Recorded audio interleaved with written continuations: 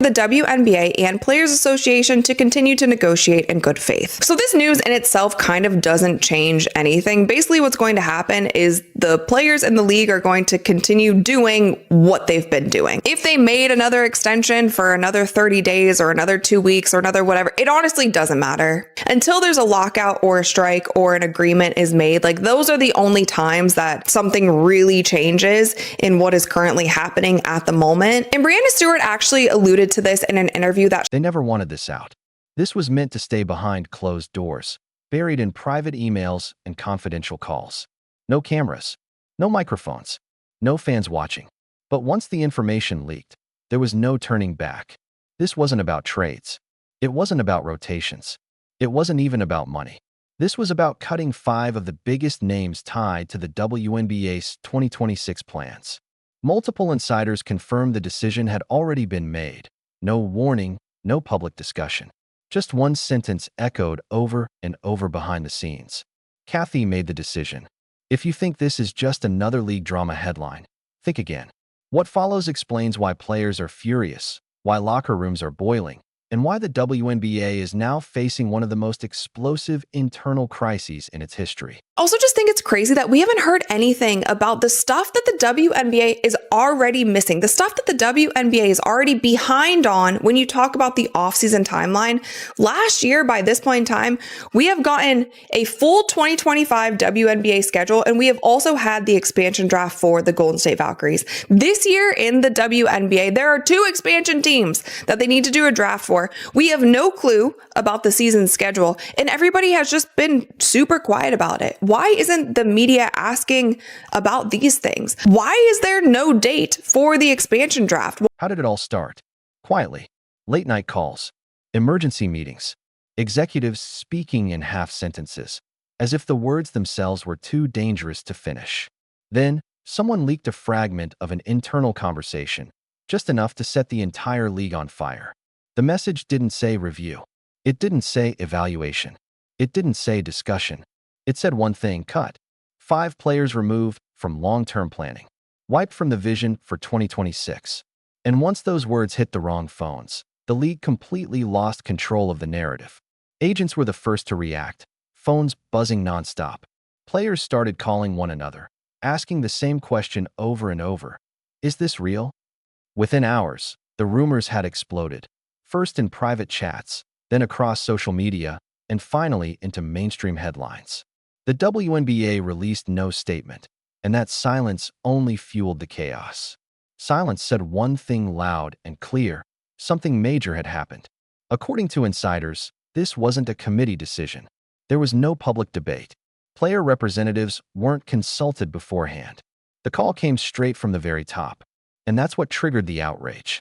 Veteran players felt blindsided, some learning through whispers, others seeing screenshots before ever hearing from the league directly. One insider described locker rooms as ice cold. Another said it felt like betrayal, because these weren't just any players. These were champions, leaders, faces of the league. Was like nearly mid-30s. And it says the result in 700 million losses over the course of the deal. The union believe that projection is false. Just putting it out there, if it was only 700 millions of losses, this deal would be signed already. And you might be saying, what does that mean? If it was only the owners signing off on this, this would be signed already. Because you might be saying, oh, WNBA owners don't want to lose money. 700 millions of dollars of losses. There will be, by the end of this deal, there will be 20 WNBA teams. That is $35 million per WNBA team over the course of, I think, 7 years. That is $5 million a year lost per team, while franchise values are increasing. Stewart's name was the first to leak, and just that one name sent shockwaves through the league. Then came Chelsea Gray, then Alyssa Thomas, Jewel Lloyd, Kelsey Plum. Each name added gasoline to a fire that was already raging. Fans refused to believe it. Players couldn't accept it. But the whispers kept coming, and one chilling truth became impossible to ignore. This wasn't random noise. And then the question hit like a thunderbolt. If this can happen to them, who's next? Speculation ran wild. Agile Wilson? Angel Reese? No confirmations. No denials. Just silence. Behind the scenes, emotions boiled over. Players weren't just upset, they felt insulted. One veteran reportedly said, "They built this league on our backs, and now they're cutting us like numbers on a spreadsheet." Another added, "This doesn't feel like progress. It feels like punishment." As for what Engelbert is alleged to have said to Collier, if she actually suggested Caitlin Clark should be grateful for what she makes off the court, that's preposterous. Did you miss the Iowa years? Clark is the Tiger Woods tide that lifts all boats. And we know this show is proof. The highest rating we have ever had followed one of her games at Iowa. The WNBA has benefited from her presence more than the other way around, even though this year for Caitlin Clark was essentially lost to injury. But it's a league that's at a flashpoint. According to Sportico, franchise valuations have soared. Players want more money, and the CBA expires at the end of this month. This was a whole lot more than just a shot across the bow. The WNBA finals begin this Friday, and we typically hear from Adam Silver on the eve of the NBA finals. Kathy Engelbert has got to do. The frustration wasn't about being replaced. It was about how it happened. No respect, no transparency, no conversation. Just decisions made in secret and then leaked for the world to see. As outrage exploded, league offices reportedly went into full damage control. Emergency calls, lawyers brought in, PR teams rewriting statements again and again, trying to find words that wouldn't make the situation worse. But by then, the story was already out, and fans were asking the questions everyone feared. Why now? Why these players? Why in secret? According to sources close to the situation, this wasn't about basketball performance.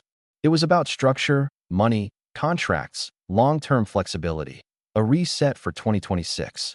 The league reportedly wants a new image, younger faces, different marketing priorities, tighter control over future spending. To the players, though, the message was clear and brutal: you're expendable. And once that kind of message spreads, trust evaporates.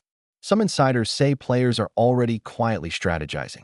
Nothing public, nothing official, but private meetings, hushed conversations, and careful watchfulness of every league move are already underway. The Players Association is making sure that the players have somewhere to work out, but to me, I just feel like this is preparing for possibly the worst. And a lot of people are saying, like, it's fine. The season doesn't start until May. They still have plenty of time. They can still get a deal done. You guys, they don't have a lot of time. There's a lot of things to do during the offseason. And we've also seen, like, I'm sorry to just be blunt about this, we've seen how the WNBA runs. It's not always the most organized organization. Like, they need the extra time. They need the free agency period to get the players signed. They need to do this expansion draft. They need to do the literal WNBA draft. And I thought it was so interesting because the Toronto Tempo tweeted this. They said, "Big things coming your way. A glimpse into our 2026." And it says a snapshot of the year ahead. Schedule release. That should have been done in December. The schedule is normally released in December. WNBA expansion draft. The WNBA expansion draft was done last year, or 2024, I guess, in December of 2024, ahead of the 2025. Because this isn't just about 5 names. This is about power. Who really controls the league? Who gets a voice? Who can be erased without warning? The longer the WNBA stays silent, the louder those questions get. Sponsors are watching. Media figures are circling. Former players are speaking out in veiled terms. Everyone feels it. Something has shifted. And insiders warn. If this decision stands, it could redefine the relationship between players and the league forever.